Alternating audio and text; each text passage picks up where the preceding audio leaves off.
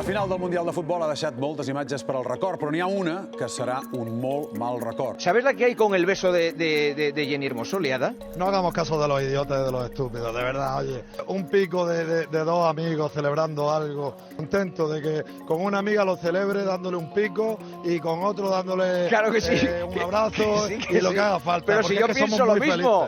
¿Es tan grave como para que yo me vaya habiendo hecho la mejor gestión de la historia del fútbol español? ¿Ustedes creen que tengo que dimitir? Pues les voy a decir algo. No voy a dimitir. No voy a dimitir. No voy a dimitir. Sucedieron unos hechos inadmisibles bajo nuestro punto de vista. La gota que colmó el vaso con la posterior asamblea y ahí dijimos pues... Y sobre la victoria de la selección, Josep Borrell ha dicho que es un paso adelante hacia la igualdad. Ahora son nuestras mujeres que están aprendiendo a jugar al fútbol tan bien como los hombres. Que les dones han hagut de lluitar molt per arribar on estan. Les que van començar fa 50-70 anys, crec que el que han patit elles en el món del futbol femení només ho saben elles. Pero que tuve que luchar mucho yo para poder ser futbolista, porque no me dejaban. Estoy en contra del fútbol femenino porque, en mi opinión, que no se me enfaden las señoras, creo que la mujer no está capacitada para desarrollar un deporte de la fortaleza física del fútbol. El machismo que había, que entraba al campo y ya era chifleo, ya era vete a tu casa, vete a fregar los platos. Al senyor no li devia agradar que jo pités allò i el meu cap va dir, si deixo passar això, què vindrà després, no? Violarem tot el teu equip. Un catàleg d'insults, de grolleries i de faltes de respecte, pur masclisme. Nos fuimos humilladas, que es lo más triste de todo, que una persona venga aquí a humillarte. Y simplemente por ser mujer. Ciclistas colombianas siguen montadas en la polémica por el atrevido uniforme. Lleva color piel entre el estómago y la pelvis, dando la impresión de que las deportistas están desnudas. Luis Rubiales dimiteix com a president de la Federació Espanyola de Futbol. S'ha acabat. S'ha acabat. S'ha acabat. S'ha acabat. S'ha acabat. S'ha acabat. S'ha acabat. S'ha acabat.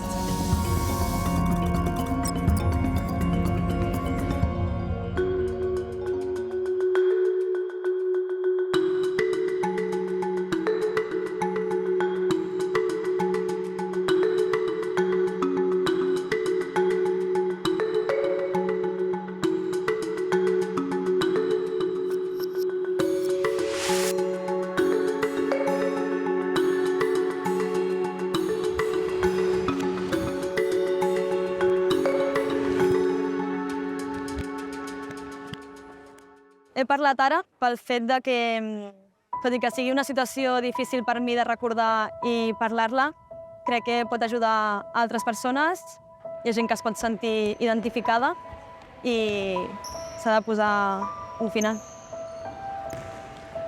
Marta Collado juga a futbol sala al Teldeportivo de Gran Canària, a la segona divisió espanyola. Abans, jugant a primera amb el Penya Esplugues, un entrenador va travessar diverses línies vermelles. Les alertes em comencen a venir quan hi ha comentaris fora de lloc.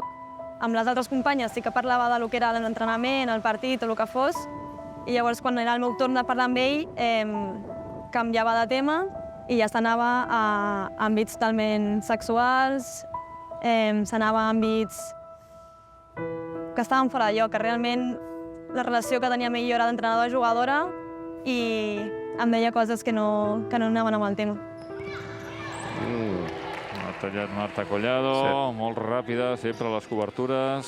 Ell em deia que ell veia coses entre nosaltres, que creia que tenim una connexió especial, que no li passava amb qualsevol jugadora i que ell notava que per la meva part també estava intentant tenir aquests apropaments, cosa que no era veritat, òbviament.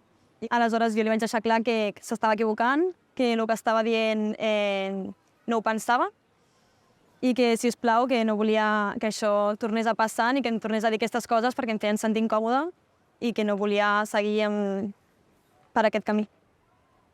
Dies després em va tornar a cridar i va seguir amb el mateix tema, dient que tenia atracció cap a mi, que veia que era algo recíproc i que no ho podia evitar, que em veia a l'entrenament i que li agradava el meu físic, que es distreia. Amb ell va ser una concentració de Copa, en el qual ell físicament s'apropa a mi, m'agafa i em puja a lo que és l'espatlla i bàsicament em va tocar parts íntimes, les quals, òbviament, jo en aquell moment vaig agafar i vaig marxar i ja em vaig veure petita. Vaig veure que ja no podia controlar la situació, sinó que necessitava ajuda. Quan van començar aquestes situacions, m'afectava fins al punt de no voler entrenar. I sobretot tenia por que em tornés a dir altres coses, de que pogués anar més enllà, perquè realment no sabia els seus límits ni fins on podia arribar la situació. I les meves companyes, la seva frase va ser o marxa ell o marxem totes. I això va fer que el club despertés. Nosaltres li vam deixar molt clar des del primer moment que les jugadores estàvem amb la Marta i que o continuava ell o continuava amb nosaltres. Es va parlar amb el president i ell tampoc va posar en dubte en cap moment el que estava passant. Ell no ho va negar, llavors la meva decisió va ser radical, és a dir, ho hem de tallar i vam fer el que creiem en aquell moment millor, que era restituir l'entrenador i buscar el segon que es quedés com a primer entrenador. I crec que era la millor opció per tothom, pel club, per les jugadores, però sobretot per la Marta. Jo crec que quan hi ha aquesta diferència de jerarquia és que no han ni de preguntar, ni de fer, ni de pensar-ho. O sigui, jo crec que hi han d'haver-hi uns límits. S'ha acabat. No sufrimos mucho. Apretarnos en defensa. Ellos dos, de momento, no pueden hacer ayudas. ¿Vale? Importante responsabilidad. Hacemos 2 de verde y pasamos a 2. ¿Vale? ¡Vamos! ¡Fuerte! 1, 2, 3, equipo! Clara Verdaguer entrena el primer equip del Club Bàsquet Castelldefels. El fet de ser una de les poques dones dirigint a la primera territorial masculina genera sorpresa a les pistes. Quan jo arribo als camps contraris, saluden el meu jugador lesionat, que va de carrer, i es pensen que ell és l'entrenador. Cuernos! I quan jo em presento i dic que sóc l'entrenadora, és com, ostres, les entrenadores moltes vegades hem estat totalment a la sombra. No? Què portem les entrenadores? Portem preminis, portem minis, que són edats petites, que són molt importants, però per què? Perquè ens volen el rol de la mare, ¿no? Hay que defender hasta el final, pero hay que defender. ¿Vale? Siéntate. En ataque, más paciencia. L'any passat, defensant la samarreta del Castelldefels com a jugadora, va viure una situació que va decidir no deixar passar. Estàvem en un partit de Lliga, un partit tot normal, fins que una jugadora de l'altre equip cau al terra i una a la banqueta li diu a l'altra: ostres, crec que ha estat falta nostra. I llavors l'àrbitre que estava al costat es va apropar i li va dir: tu calla que no tienes ni puta idea. I llavors, però de molt males maneres, ens va dir que si era una niñata, pues havia que ensenyar-la. I al cap de 3 minuts, que va ser quan aquesta jugadora va sortir a la pista, i res, va estar 1 minut i mig. Els primers 10 segons, falta personal. Al cap de 20 segons més, una altra falta. I al cap de 10 segons, passes. Clar, la jugadora es desmorona, comença a plorar. Jo, al final del partit, com a capitana, em vaig dirigir a ell i li vaig dir que jo sabia que la federació dintre d'uns anys no el deixaria arbitrar, que aquesta mala praxis no es podia dur a terme. I que també sabia que si això hagués estat el sènior masculí de Lliga EVA, o de qualsevol lliga, això no s'hagués atrevit a fer-ho. I ell em va dir que almenys con el masculino pues no s'avorria. Realment, què és el que vols dir? Que amb un masculí t'haguessis esforçat? Que estàs aquí passant el diumenge i el que vols és acabar ràpid? Quin és el resultat d'aquest comentari? Que amb el masculí no t'avorreixes. Però clar, et remou, tens una sensació de frustració, tens una sensació de que hi ha un sostre de vidre, que l'esport femení té un sostre de vidre. Vaig fer una carta i vaig demanar a les jugadores que poguessin fer la retransmissió també a les xarxes socials. Molta gent es va sumar a la nostra lluita. Aquesta persona ja era coneguda d'altres ocasions. I quan vam parlar amb la federació i vam poder exposar tots els fets de manera detallada, es va aplicar la que jo crec si no recordo malament, la sanció més elevada entorn als àrbitres. Que aquesta persona ara mateix no pot pitar, no pot arbitrar, ni a Federació Catalana ni a Federació Espanyola durant un any. Sí que és cert que sempre alguns comentaris de realment què voleu aconseguir? O sigui, les coses són així i no...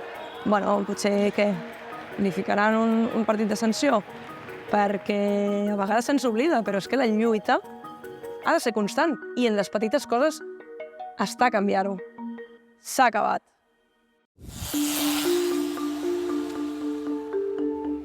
Jo sempre he entrenat amb nois, mai he entrenat amb noies. Clar, jo era petita, no em deixaven sortir sola i per tant havia de buscar algú que volgués sortir amb mi. I tot eren nois. Quan vaig entrenar hi ha diverses situacions. Quan una noia va per la carretera i es troba amb molts grups de nois. Tu vas sola, els passes. Clar, quan els passes, què passa si et passa una noia? No està ben vist, no es pot permetre. Per tant, sortirà el típic que et vindrà a buscar i s'enganxaran a la roda teva. I si poden intentar picar-se i passar-te, i ho faran. Per què? Perquè no pot ser que una noia els deixi enrere. Et saltarà el comentari de «Ai, la nena, ai, no sé què», el comentari et caurà. Si tu fas el mateix i vas amb un noi al costat, molt probablement és més difícil que se't piquin i el comentari se l'estalviaran, segur. És el pa de cada dia. Marta Romance, OMS, dels AFC. Marta Romance és l'actual campiona de Catalunya de contrarrellotge individual. Aquest any ha corregut el Giro, on, com és habitual al ciclisme professional femení, els equips tenen una estructura masculina. L'equip de competició de ciclisme femení és complicat. Comencem que l'staff està pràcticament format per nois. Hi ha comentaris desagradables. Ets molt dolenta, tens moltes relacions sexuals, quan no en tens ni idea de dir-me si jo tinc moltes relacions sexuals o no. I això a un noi no li diran mai. Peses molt i per això no rendeixes, deixa de menjar sucre. Vam fer una concentració i les noies ens vam quedar sense postres. Tens el cul més gran, però també pot ser cap a l'altre costat. Uy, qué bien que te queda esta ropa. O así seguro que encuentras novio. Y si no, aquí estoy. Bueno, doncs el que fas és parlar amb els de casa, m'han dit això, passa, no val la pena. I llavors et canvies d'entrenador, òbviament. Només faltaria, no pots aguantar aquestes coses. Mira, jo si passa això, però dir-ho, serveix perquè d'aquí 10 anys això no passi, jo crec que ja val la pena. S'ha acabat.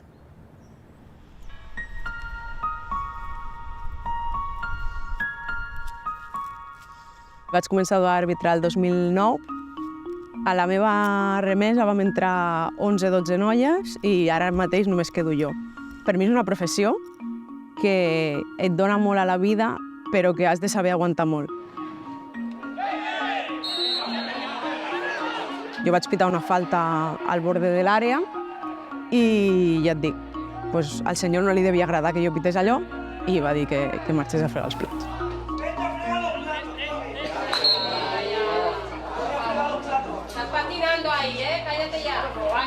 Realment, el meu cap va dir, si deixo passar això, què vindrà després, no? Llavors va ser, parem-ho ara, no? El que diu la campanya Zero insults a la grada és que se pot aturar el partit fins a 3 vegades, perquè siguin insults masclistes, xenòfobs. L'acte de bona fe que va fer el delegat va ser que va anar a la grada i va fer fora el senyor. Això realment el protocol no ho diu, però ell se va avançar el protocol i va dir no, vostè s'ha equivocat i vostè marxa del camp. A mi que em diguin que mala eres, m'ho poden dir a mi igual que a tu o a qualsevol noi. Però llavors ja quan entren en insults masclistes és quan realment te xoca perquè estem a l'any 2023 i segueix passant. És com que no veuen que una dona pugui ser àrbit. Només entrar al camp i dir, nos pita una xica. I ja no només en gent gran, sinó en nens que encara em xoca més, no? Perquè és com ho hauríem de tindre normalitzat, no? I a mi em va passar que vaig anar a pitar uns benjamins i va ser com, no es pita una xica? I, o sigui, és que al seu equip hi havia una o dos noies. I els vaig dir, sí, clar, dic, amb vosaltres juga una noia i jo us vinc a xiular igual que podria fer un noi. S'ha acabat.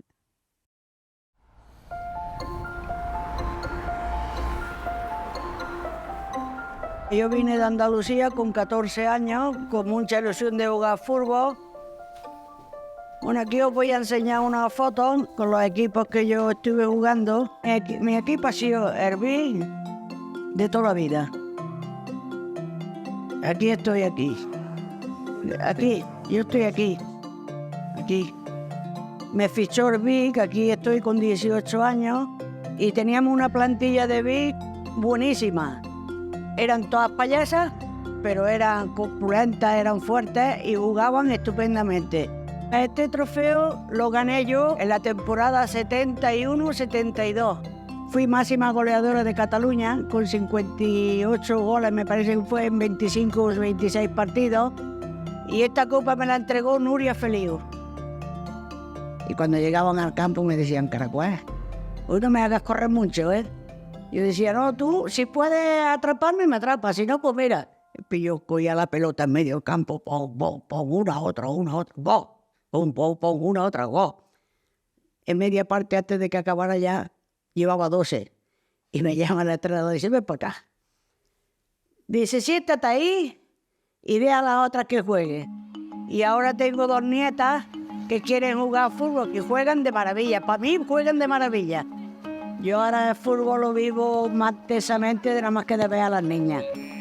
Y estoy allí hecho un nervio. ¡Tira, tira! ¡Chuta ahora! Y vamos, que me salgo del asiento. No, ellas tienen todas las comodidades del mundo, tienen ropa para ir cambiándose, tienen buenas botas. Nosotros las botas que teníamos eran de goma, de tacos de goma, que aquello no podía ni caminar. Pero teníamos que conformarnos con lo que había, no había otra cosa. Hoy en día pues puedes elegir cosas y hay dinero para comprar, en aquellos tiempos no había. ¿Por qué esta precipitación atacar de seguida? Ahora aquí venía una alegría, ver tantas chavalillas jugando y que saben tocar bien la pelota ya. Ya es que parece que nacen así. Sonreí un poco, venga, que os he hecho una foto para las pioneras, muy guapas. Ya le he enviado la foto de mis nietas al grupo que tenemos con las jugadoras de la selección española. Escolta, la reina. ¡Hombre, y tanto! La reina. ¿Cómo estás? Muy bien. Muy bien. Ahí estás más joven, ¿eh? Mira qué foto te han puesto. Mira. Que estaba en el campo Barça. Campo del Barça. Sí. Esta es la nieta grande. Hola, cariño. ¿Qué tal? Esta es la otra nieta. Estas son amigas que juegan en el mismo equipo y aquella también. Hola. Esta es la Eli. Aquí donde la veis era muy peligrosa, que yo la he sufrido. ¿Has visto en la foto? Cuando yo era joven. En el campo del Barça, ¿eh? ¿Y cómo quedasteis? Ganamos 2-0. El cuadrangular lo ganamos. Dile quién marcó los 2 goles. La Encarna. La Caracuel. Sí. Qué tiempo aquellos más buenos, qué recuerdos más buenos. Qué grande eres. Me aprecia porque le costaba meterme goles, ¿eh? Aquesta foto de quan és? Serà del 72. Hi ha molta diferència i moltes coses que canviar encara. El fútbol femenino aún no está bien arrancado. Hay mucho machismo todavía. Ahora vosotras tenéis que seguir para que esto no pare.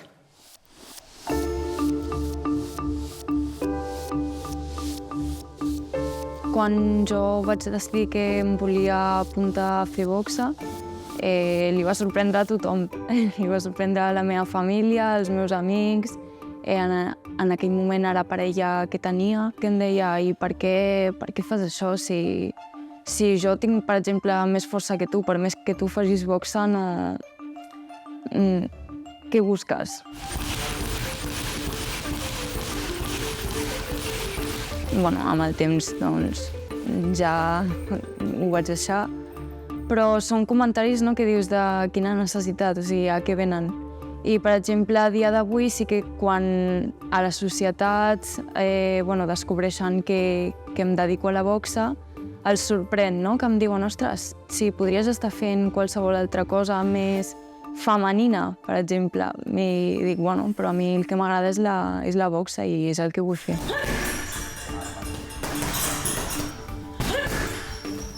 Bueno, el comentari més top és de ostres, però si et deixen la cara fatal amb la boxa, de tal i com la tens, no et fa cosa que te la desfigurin i és com, bueno, tampoc té per què, saps? La veritat és que jo passo bastant del tema, és com més igual, que diguin el que vulguin.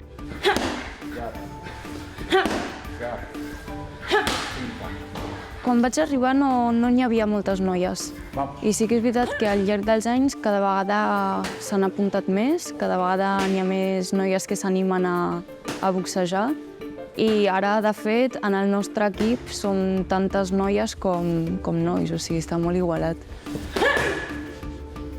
Moltes vegades per fer sparrings ens trobem que no hi ha noies. Llavors el que fem és fer sparring amb nois.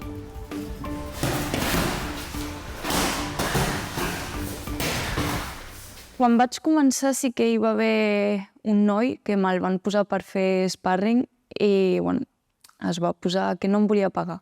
Corria pel ring, només era ell corrent, jo darrere, no em tirava cap cop i bueno, el meu entrenador al final es va enfadar, no? Ens va fer parar i li va dir ostres, és que no l'estàs ajudant, vés a per ella, saps? Fes alguna cosa, llença-li algun cop. I ell deia que no em volia donar cap cop perquè em faria mal. I llavors me'l van haver de canviar i posar-me algú que sí que s'atrevís, no?, a fer-ho.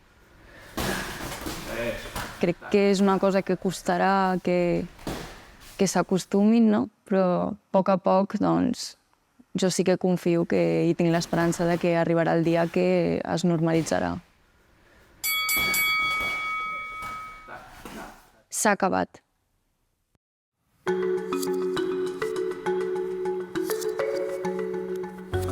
Qui m'havia de protegir no ho va fer.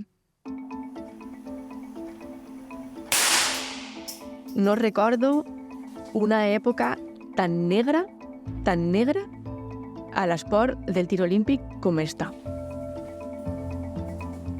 Sònia Franquet, després d'haver participat en 3 Jocs Olímpics, és un dels referents del tir olímpic estatal.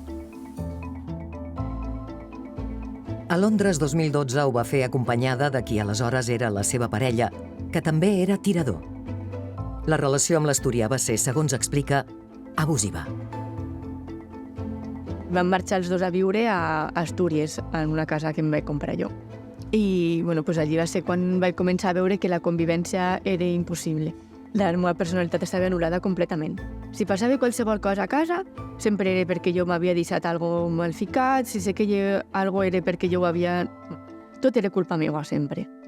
No te'n dones compte i tot era demanar permís. No, que jo puc fer el que vulga, que no tinc que demanar permís a ningú. Tothom ho veia menys jo. Però clar, al final vas veient coses i dius, no, això no pot continuar.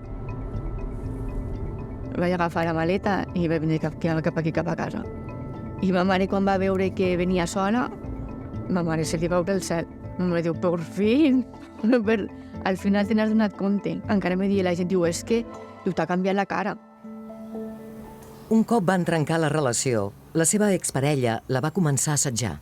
Franquet, policia de professió, es va decidir a denunciar-lo. De la Federació Espanyola de Tir esperava obtenir comprensió i suport, però hi va trobar tot el contrari. Me vigilava l'aplicació de l'alarma de casa, vigilava perquè surt connectada, desconnectada, doncs me vigilava a veure a quina hora la connectava, a quina hora la desconnectava. Coses que no tenen sentit que ningú vigile si se'n va a dormir o no se'n va a dormir o si ha arribat a la feina o no. És que no sé com ho feia. I damunt ho explicava. No, és que la seguí, no, és que ha estat hablando con no sé quién porque mirava el WhatsApp i com que te surt en línia, mirava, diu, bueno, pues dels meus contactes està parlant este i este, pues està parlant en esta persona. Una de les coses que em va fer que denunciés va ser això, que la gent me va dir, diu, a veure, si tu te trobessis en una noia i t'expliqués tot el que t'està passant a tu, què li diries que denunciï? Diu, pues tu has de fer el mateix. la jutgessa, després de veure la seva declaració, va decidir prendre-li les armes. Jo no veia que ell me pogués fer res. No me donava la sensació, però perquè al final no et creus tot on estàs ficada. Però la gent des de fora, la jutgessa sí que va veure que potser sí que hi havia perill. Jo vaig avisar al president de l'Espanyola de que tenia una situació que no era normal i me va dir que no denunciés, però jo, clar, cada dia que passava, jo estava pitjor. La federació, al final, sempre diu que, clar, és una cosa de la vida privada. A mi, les coses més greus que m'han passat ha sigut a les competicions on ens han convocat els dos. Si ell no veu el que està bé i el que està malament, doncs, al final, els que li han de parar els peus són ells. Que el dia abans del judici vam arribar a una sentència de conformitat. Ell se va declarar culpable de tot el que hi havia a la denúncia i va acceptar 3 anys en total, tots de l'allunyament, i 75 dies de treballs a la comunitat. Els va acabar a principis de juliol i al setembre ja tenia permís d'armes. I me'l continuo trobant. Encara que jo no vulga, sempre està allà. Me continuo ficant molt nerviosa. La por, la inseguretat que tens de que no saps què pot passar, jo marxo sempre. Si està ell, jo marxo sempre. No m'han protegit. No, i continuem sense protegir. I la meva capacitat per a competir ha disminuït dràsticament. Jo, l'estrès que abans era capaç d'aguantar, ara no l'aguanto tan bé. No soc capaç de competir al mateix nivell que competia abans. M'ha deixat huella.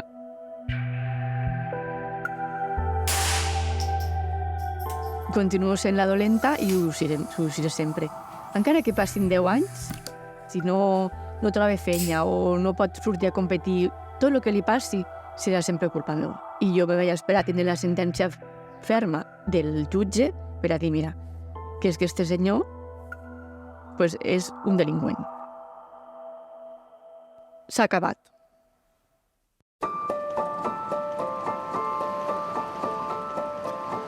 Des del 2021, els clubs esportius de Catalunya estan obligats per llei a tenir un protocol de prevenció i actuació de violència sexista. El Balonmano Granollers fa sessions formatives de tots els estaments del club. Avui les jugadores del primer equip apareixen per sorpresa a la xerrada de les alevines perquè se sentin més acompanyades. Avui parlarem d'un tema complex. Desgraciadament és un tema complex de què parlem quan parlem de violències sexuals. I per què aquí dintre del Club Balonmano Granollers ens hi hem posat tan de valent? Perquè volem que totes les instal·lacions esportives i tots els espais que vosaltres ocupeu siguin espais lliures de violències. Això no passarà, ni ha de passar ni heu de pensar-hi. Però vull que us quedi molt clar aquests exemples que us donaré per si algun dia us trobeu en una situació d'aquestes que dieu ostres, que sapigueu detectar-la. Ara us faré una pregunteta. Sabeu de què parlem quan parlem de violències sexuals? Digue'm, va. Les violacions. Les violacions. Que et peguin o que t'insultin. Sí? Els insults, fer acudits o bromes o insinuacions sexuals és un tipus de violència. Moltes coses es posen com nerviosos i nervioses. És un tema que encara diuen ai, no, i en sèrio m'està explicant això? I a mesura que va passant l'estoneta és com que comencen a ficar els ulls en plan, ostres, això m'ho està dient en sèrio. I això que m'estàs dient, en sèrio, és un delicte? Un noi que vingui i em digui escolta, vaya tetazas que tienes. Sí? Com us quedeu? Flipando. Muertas, ¿sí o no? Però ja no és que me quede flipando. No, és que a mi això m'intimida. És que tu no tens per què parlar-me així. I què tenim que fer per resoldre aquest tipus de coses? El més important que heu de tenir clar és que cap situació d'aquestes la provoqueu vosaltres. Quantes de vosaltres, ja no dic més gran, teniu mòbil? Aviam quantes mans, no m'enganyeu, Tot això d'enviar-nos a fotos té un perill. Qualsevol persona pot fer un pantallazo i ho pot enviar a alguna altra persona i tu no li has donat permís. Pero si es una amiga de molt confianza que digas, esta no se la va a decir a nadie porque es mi amiga. Ahora es tu amiga y de aquí a una semana no se sabe. Bona tarda. Endavant, endavant. Hi ha cadires lliures per aquí davant. Les famílies, quan venen a les xerrades, venen com molt receptives. Per què es fa això? Per què el meu fill o la meva filla el treuen una hora d'entrenament per parlar-li de violències sexuals? Realment, les famílies, els pares, mares, no estem preparats pel moment de la revelació, si això passa. No passa res, com a pares i com a mares, no? Que ostres, si a mi no m'havia dit res, jo no n'era coneixedor. Normalment serem els últims que ens n'enterem d'una situació així. A vegades no és una falta de confiança, perquè moltes famílies segur que treballem a casa per donar molta confiança als nostres fills i filles, però sí que és veritat que de vegades ells es poden sentir culpables i per això és aquesta mancança d'informació. Correcte. Ara aquí us faré una pregunteta. Aviam, tu mateixa, que estàs aquí molt formalita, com es diu el teu entrenador o la teva entrenadora? Pol. El Pol acaba l'entreno i et diu: Martina, vull parlar amb tu. Què et sembla si anem aquí davant, al pavelló, i et convido a un Aquarius? Qui li diria que sí al Pol? Jo quiero un Aquarius. L'entrenador, si vol quedar-se a parlar amb vosaltres després de l'entrenament, ho ha de fer a pista. I si no, si té la necessitat de sortir fora de la instal·lació, ho ha de comunicar a la vostra família. Tampoc no vull que ara tingueu l'alarma posada tot el dia. Vosaltres ja comenceu a tenir una edat on podeu diferenciar. Al final, una mica amb l'experiència vas aprenent, no? Dins d'un esport de contacte, quin és el contacte normal i quin no. Piquito. Bueno, hi ha hagut una acció que ens estàvem xocant i ens hem xocat com frontal i doncs ens hem quedat com cara a cara i els dos ens hem rigut de... Hem fet la broma d'un piquito, no? Que és el que va dir el Rullares. Hi ha persones que no tens aquesta relació i potser si m'hagués passat això hagués sigut una mica més raro que amb el meu afició que cada dia em tracta i que forma part de l'equip i que és una noia més.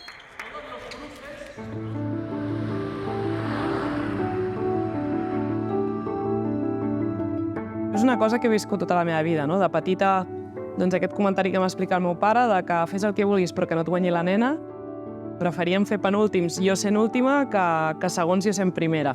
Era una mica aquesta sensació. Però és que inclús al Dakar, o sigui, al Dakar en moto també ho he viscut, no? De gent, doncs, veure què havia fet jo a l'etapa per veure si estava endavant o darrere. És una cosa que sí que notes, no? Que hi ha molts pilots que els molesta que tu estiguis davant. Laia Sanz es prepara per participar al seu 14è Dakar. Ha guanyat 11 vegades en categoria de motos femenina i el 2015 va acabar 9a a la general entre 164 participants. Amb resultats, ha aconseguit trencar barreres i desigualtats.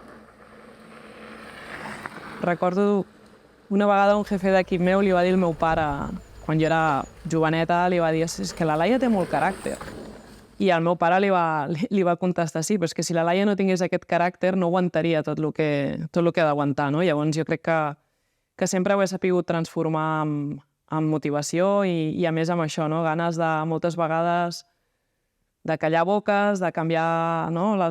Alguna mentalitat i jo crec que també ha sigut energia. Part del meu èxit els hi dec als meus pares, perquè crec que no van fer diferències a l'hora d'educar-nos. Jo era una nena, jo crec que antiprincesa total, no m'agradaven les Barbies, jugava amb els cotxes del meu germà, jugàvem amb les cadires a fer veure que anàvem en Fórmula 1. Em van donar la mateixa opció que el meu germà, que el meu germà és més gran, tenia una moto de trial petita i jo vaig començar igual que ell. La meva primera carrera va ser que tenia 6 anys. I fins i tot hi participa una noia, Laia Sanz. Era tan petita la meva primera cursa que tampoc me n'adonava, que era... O sigui, realment, sí, era l'única noia, però per mi, els nens amb els que corrien tenien la mateixa edat que jo i ho vivíem amb molta normalitat. I els amics em diuen que em puc fer mal i que estic boja. Va haver una època que corria el Mundial amb noies, però també feia el Mundial Júnior amb els nois, inclús havia fet bons resultats, algun podi, i per mi era la meva gran motivació, no només guanyar amb noies, sinó també estar lluitant amb els nois en llocs de davant del campionat. I recordo que tenia, en un punt del campionat em vaig enfadar perquè tenia una moto inferior als meus companys d'equip i el comentari va ser: tu per guanyar el campionat femení ja en tens prou amb aquesta moto. I recordo, a més, quan vaig als ral·lis, vaig canviar a KTM, em van dir, tindràs moto oficial. I vaig dir, vale, però serà igual que la moto del Tobi, que era qui guanyava el Dakar, no? Sí, però de veritat. I no m'ho creia, no? Llavors, el jefe d'equip s'estranyava que jo no em creiés allò, però és que clar, fins llavors no m'havia passat mai, no?, de lluitar amb les mateixes eines que els meus companys nois. Aquest serà el tercer Dakar de Laia Sanz en la categoria de cotxes. Toca tornar a trencar tabús en un entorn masculinitzat. Al final ets més gran i amb tot el que has viscut jo crec que sí, que ara hi ha moltes coses que no toleraria o que frenaria abans o que diria, no? Jo, a més, soc una persona que crec que soc molt directa i segur que hi ha coses que ara mateix no aguantaria. I ara en el món dels cotxes, que és un món una mica nou per mi, és una mica a vegades la sensació de tornar enrere, de començar una mica de zero. Però bueno, si ho he fet una vegada, per què no tornar-ho a fer i estic una mica en aquest procés. S'ha acabat.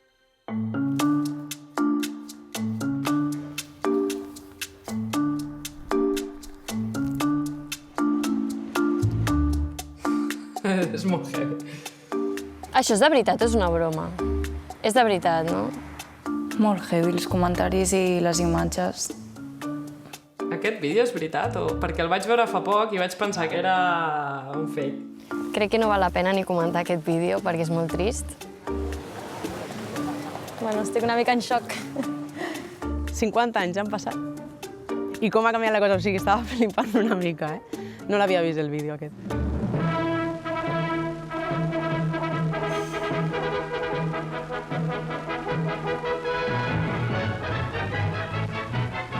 No es frecuente tanta efusión entre los capitanes de los equipos contendientes. El balón es acaparador de goles, pero pies blancos no ofenden, aunque tampoco son demasiado aptos para marcar goles, que es de lo que se trata. Perdón. Un detalle muy femenino. Vaya tela. Táctica y técnica brillan por su ausencia. Como pronto va a terminar el partido, hay que aprovechar el tiempo para acicalarse. En Austria se desarrollan los campeonatos de fútbol femenino. Vemos aquí a las nutridas selecciones nacionales y las de Alemania dispuestas a actuar con un ardor impropio de sus abundantes kilos. ¿Impropios de sus abundantes kilos? Un consejillo dado a tiempo puede valer lo suyo, y esta señora se despacha a su gusto. La teoría va por un lado y la práctica por otro. Pero ¿acaso lo más importante sea que pierdan un poco de peso? Que pesats. Amb el pes, tio, sempre el pes. La estirada ha causado su efecto y el balón va fuera. Una jugadora se ha hecho pupa. Enseguida llamarán a Rafa. La única nota optimista es que cuando se casen, si se casan, cambiarán este juego por una batería de cocina. Por una batería de cocina, diu. Hosti, quina vergonya. ¿Te parece? ¿Qué os parece? Ya querían cambiarla por un juego de cocina. No valoraven gens. Què se diu? La imatge, la gordura, Claro. el ridículo, que no n'hi ha tàctica, que no n'hi ha sabidoria. No hi havia cap mena de respecte. No, menosprecio total. I com sabereu sentir vosaltres si en la imatge foreu vosaltres? Fatal. Malament. El que més m'ha sorprès és que una jugadora ha picat contra el pal de la porteria i s'ha quedat allà al terra patint i com que ningú li donava importància. Públic reient i s'ha hecho pupita. Vosaltres canviaríeu jugar al futbol per la Thermomix, no? No, que si t'agrada jugar a futbol, pues jugues a futbol, no canviaràs perquè t'ho diguin els altres. Què us deien allà al camp? Allí en el campo nos decían de todo, que el fútbol no era cosa de mujeres, que éramos machos, que a fregar a casa, de todo escuchaba, pero tenías que aguantarte, porque no podías plantarle cara a nadie. Per exemple, nosaltres ara actualment no sentim pas aquests comentaris. Sí, potser sí que algú, per exemple, jo a col·le, a vegades també se n'emburlen una mica de ho heu perdut, és que sou molt dolentes, però al camp no és que ens facin aquests comentaris com ho feien abans, ha canviat això. Vosotros en el campo vais a estar de suerte, porque ahora el fútbol femenino, en los campos la gente ya está concienciado que existe fútbol femenino y no es igual que cuando jugábamos nosotros. Ya. Tenéis a favor, vuestros padres os llevan. Mi padre no quería que jugara fútbol. Cada vez que me veía me reñía, me castigaba. Pero yo, claro, lo que me gustaba era fútbol y a la mínima que tenía oportunidad estaba dentro del campo. Tenía que venir mi madre a decir, ¿qué? ¿Hoy no piensas comer? Y nosotros hemos sufrido mucho para poder jugar a fútbol. Quan Amanda Gutiérrez, amb només 30 anys, va ser escollida presidenta de FutPro, el sindicat majoritari de jugadores de futbol, molts dels seus interlocutors masculins van veure trencats els seus esquemes. El primer que jo vaig notar era que tothom estava esperant a veure qui hi havia darrere meu. Es barajaven noms, no? Un era, primer era Tebas i després era en Rubiales. Ningú es creia que FutPro era simplement la unió d'un grup de jugadores dones. Llavors em va sorprendre molt. Jo crec que això és un discurs masclista. Les dones no estem acostumades a demanar. I quan demanem, com ells diuen, molt, doncs ràpidament és com que internament diem, vale, potser m'he passat, no? Però no t'has passat. Ets una jugadora professional i tu has de rebre més diners per poder jugar. És que estem parlant de 21.000 euros per aquesta temporada, que s'allunya molt poquet del salari mínim interprofessional. I no hem d'oblidar mai que un esportista professional, la seva vida professional és més curta que un treballador normal. Hi ha una diferència de recursos econòmics entre clubs com Barça, Real Madrid, Atlético de Madrid també, i altres com el Llevant Les Planes.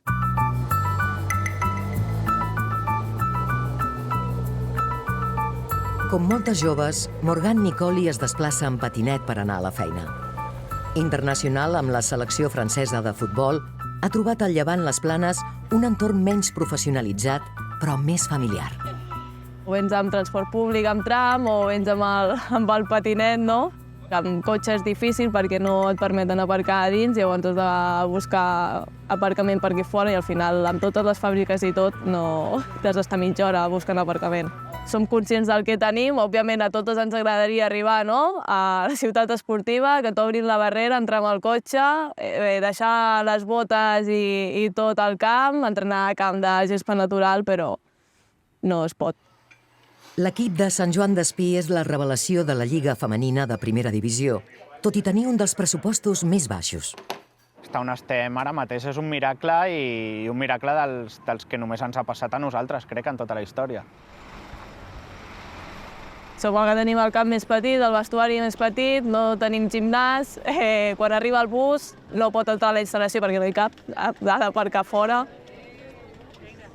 Moltes persones encara no saben què és el Llevant Les Planes. Crec que ja tens una pancarta, no? Conocer mundo, pero morir en el barrio. De fet, molta gent es pensa que està a Sant Cugat o que és el Llevant de València. És una família, un barri, una banda. A la gent no li agrada venir a jugar aquí perquè el camp és petit, el temps l'agrada molt a prop i ja es nota. L'estructura del club és mínima. Poca gent fa molta feina. Domingo García és un dels socis més antics, està a la junta directiva i és responsable de material.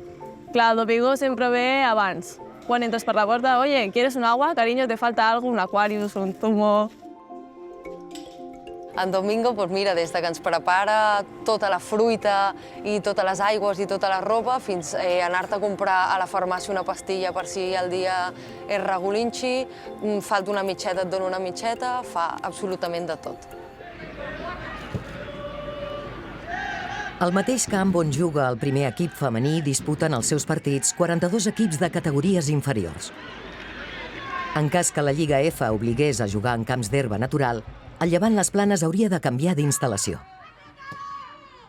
No som gaire conscients de que poder alguns equips tenen molts recursos i altres no, i ens hauríem d'equilibrar tots una mica. El Llevant Les Planes i el Barça femení estan aquí a Catalunya i són, diguem, els dos clubs més contraposats. Puc dir que en 6 anys això ha crescut moltíssim. Jugadores que nosaltres hem tingut aquí per agraïment, ara mateix les tenim amb uns salaris dignes de viure. Crec que a poc anem fent passos molt més grans, però encara falta moltíssim. És un moviment molt gran que estem veient, però que també va a passos molt lents per part de la federació i per part de la Lliga. Evidentment, el Barça és un club que porta bastant de temps invertint. El resultat és 3 Balons d'Or. Estem en un punt on s'han millorat moltes coses. Jo mai hagués pensat que podíem estar en aquesta situació actual.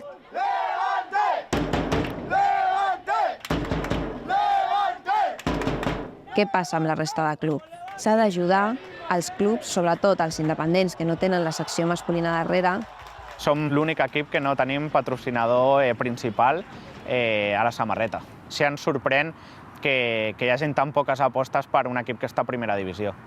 Però al final jo crec que totes anem a una. Que si nosaltres hem de canviar una marxa, diguéssim, l'hem de canviar pel bé del futbol femení. Jo només espero que en el futur les dones tinguem les mateixes oportunitats que els homes i que se'ns respecti per igual, que se'ns tracti de tu a tu, d'igual a igual. Un mes després d'haver guanyat el primer Mundial de Futbol, la selecció espanyola va tornar a jugar un partit oficial.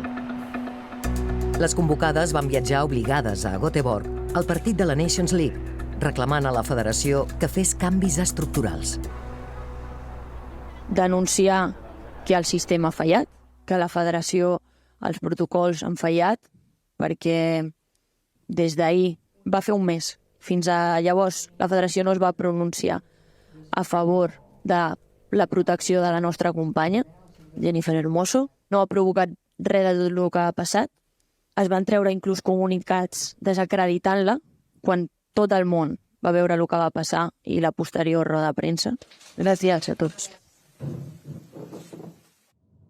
El que va passar a la final del Mundial i tot el que s'ha desencadenat després, per mi és revelador. Em va sorprendre molt el discurs que tenen moltes persones que per mi són masclistes, no? És una exagerada, no és para tanto, no?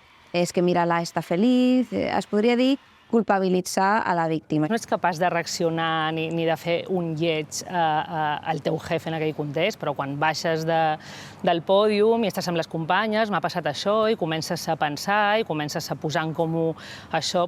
Pero no me ha gustado, ¿Pero qué hago yo? Mírame a mí, mírame. Es va generant de nou aquest sentit comú on dius que això no es fa y no me siento bé sent tractada d'aquesta manera. Obviamente, pues también tengo que pedir disculpas por el contexto en el que se produjo. Sí, no estoy fuera del mundo y sé que me he equivocado también en eso. ¿Pero creen ustedes que eso es para sufrir la cacería que estoy sufriendo? ¿Sinceramente lo creen? Otra cosa es lo que uno tenga que decir públicamente, pero ¿ustedes creen que es para esta cacería? Evidentment que el Rubiales no sap el que ha fet malament. I jo no sé si ja ho tenen clar. O si encara continuen amb el lema de estáis locas, no? Que ens diuen molt també. O sois unas radicales, o el terme aquest, no, de feminazis. No voy a dimitir. No voy a dimitir. No voy a dimitir. Tu tens una posició i en aquesta posició has de comportar-te com has de comportar-te. Jo sóc presidenta d'un sindicat i moltes de les jugadores són amigues meves. I mai se m'ocorriria fer alguna cosa així. Ella fue la que me subió en brazos y me acercó a su cuerpo. Tenim agents molt potents com associacions de pro-defensa dels homes, tenim advocats, assessors, que constantment estan implantant la idea de que una colla de dones histèriques poden arruïnar la vida d'homes poderosos. Y yo le dije, un piquito, y ella me dijo, vale. Les dones estem molt acostumades culturalment a patir certes agressions menors, de nou, un petó, un tocament. El cos d'una dona no és de qualsevol, és seu. I punt. Si no tens clar que hi ha un consentiment, no pots fer-ho.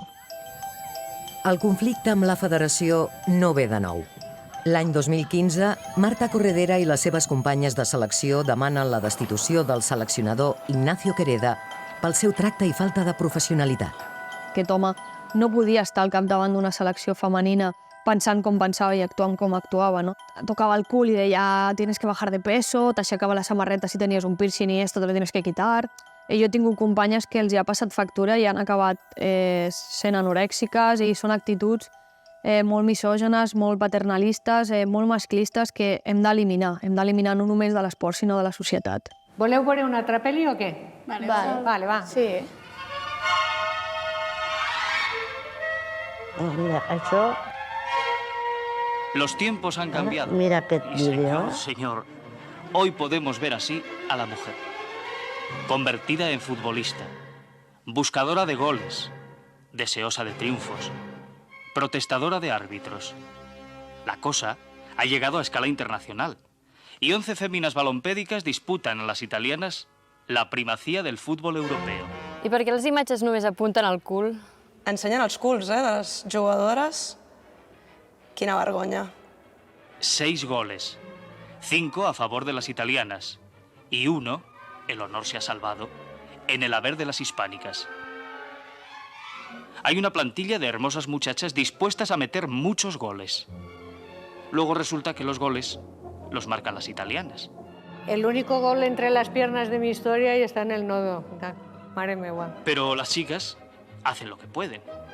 Y a veces no se sabe si estamos en un partido de fútbol, en una exhibición de ballet o en un alarde de tarascadas que el árbitro no puede pasar por alto. Ai, Déu meu. El partido ha terminado. Veamos opiniones. Primero, la capitana del equipo español. Conchi, ¿opinión del partido? Eso ha sido un partido muy fuerte. Ellas son llevan mucho más tiempo jugando, tienen más experiencia. O sea, en una palabra son formidables. Pero nosotras nos hemos dejado todo lo que hemos podido en el campo. ¿Su puesto en el equipo cuál es? Interior izquierda. ¿Usted le ha ido a Becker? Sí, ¿Le gusta? mucho. ¿Se casaría con un futbolista? ¿Por qué no? Se casaria con un futbolista. I aquesta classe d'entrevista? Bueno, es que es el periodista, son los planos. ¿Puesto en el equipo? Interior izquierda. ¿Usted sabe cocinar? Sí. ¿Qué plato sale mejor? La tortilla de patata. Ese es fácil.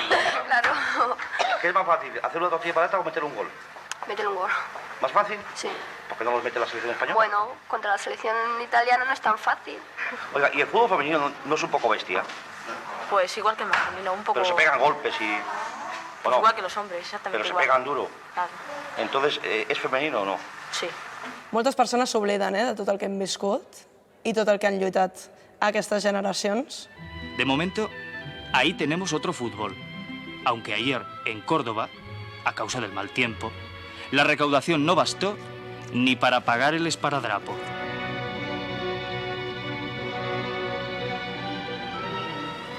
Mare meva. A mí me fa mal, veureu. A mí me hace daño cuando lo veo. Que no ganemos ni para trapo. A mi el que m'ha sobtat molt ha estat que al principi, en lloc de gravar les cares, gravaven tot el cul, tot el rato, i molts comentaris que no. Nos despreciaban por completo y se reían de nosotras en nuestra cara. Està fet adrede. Borrarlo del mapa, querían borrarlo del mapa. És que encara me dol, que han passat 50 anys, no? I encara me dol l'haver sigut... És que és un maltracte. O sigui, ara li fiquem nom a les coses, no? Això és un abús i això és un maltracte, a part d'intentar humillar-nos i fer-nos mal.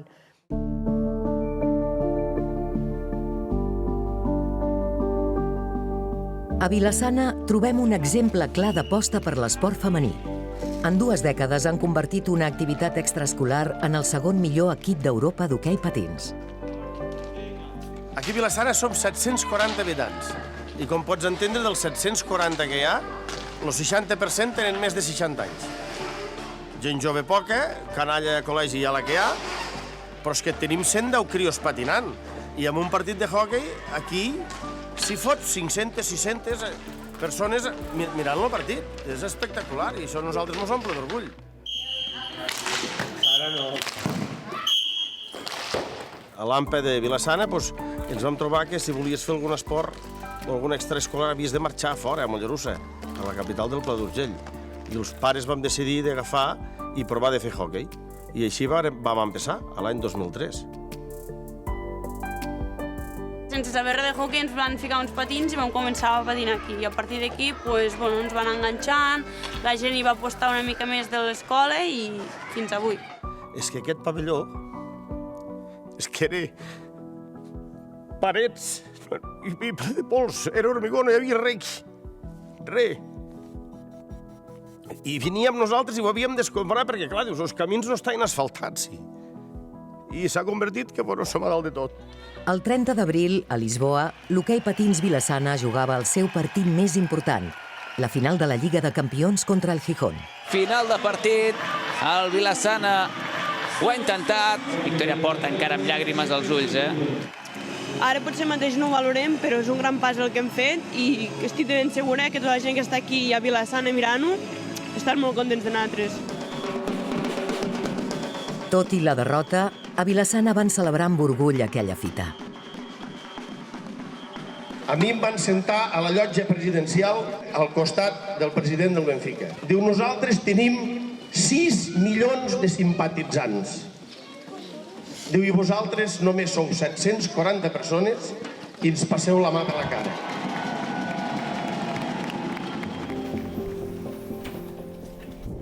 Laura Barcons va debutar a l'Hoquei Lliga amb només 15 anys. El projecte de professionalització del Vilassana va ser clau perquè fitxés per l'equip del Pla d'Urgell. Ens vam fer un vestidor només per nosaltres, és nostre, podem deixar-ho tot allà, ens renten la roba, que això no sol passar a quasi cap club, tenim el nom, tot el material que necessitem ho tenim allà, no hem de preocupar-nos per res, vull dir, venim a entrenar amb la roba com si vinguéssim de treballar o de l'institut o de qualsevol lloc i aquí ho tenim tot ja. Si fos nois, no qüestionaríem que hi hagués fisioterapeuta, no qüestionaríem que hi hagués segon entrenador, no qüestionaríem que hi hagués metge, no qüestionaríem que hi hagués delegats amb un entrenament. Tema d'horaris, vull dir, ara si em diguessin que he de tornar a entrenar a la nit seria molt complicat. Vull dir, és fàcil adaptar-se a lo bo. Una desena d'esportistes viuen a La Casa, una residència per a joves promeses d'arreu del món. A la casa hi ha 10 nenes que normalment juguen al segon equip i la quina s'ho guanya entrenen amb el primer equip. N'hi ha de tot arreu, n'hi ha de França, n'hi ha de Suïssa, n'hi ha d'Argentina, n'hi ha de Portugal, de molts llocs. Costa diners? Evidentment que costa diners, tot costa diners. Però no hi ha entès mai el per què dius, amb uns se'ls ha de donar esto i más, i amb unes altres quan tal els hi paguin la gasolina en tenen més que suficient. Jo crec que el que hem de fer és normalitzar-ho. I crec que la història quedarà això. Una normalització perquè les noies són tan vàlides com qualsevol noi. I això és molt important.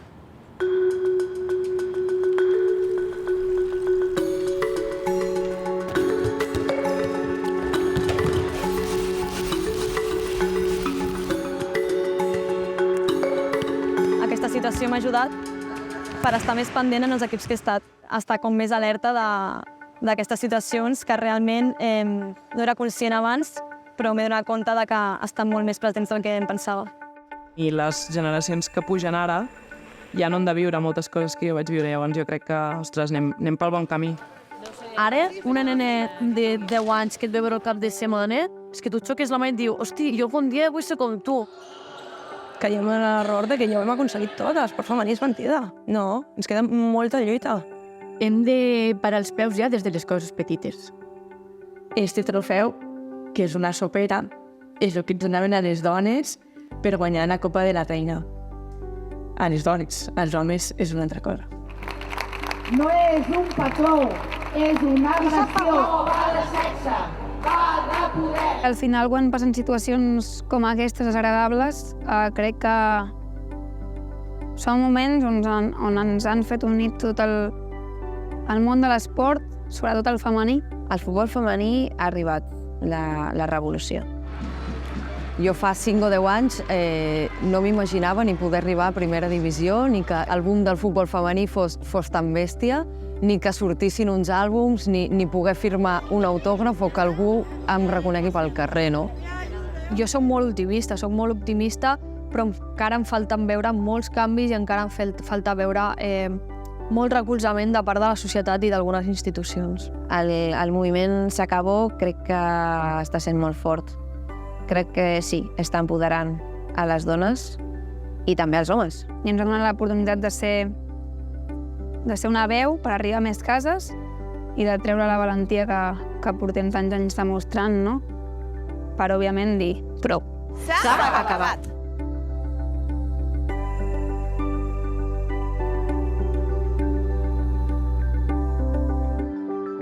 Doncs mireu, si voleu, nosaltres juguem el diumenge a Manresa, si us voleu venir a veure. Pues ni habrá que hacer algo, ¿no? Sí, tendremos que ir a verlo, ¿no? Tendremos, ala pues. Vamos. Pues quedaremos para ello. Ya iremos a verlo.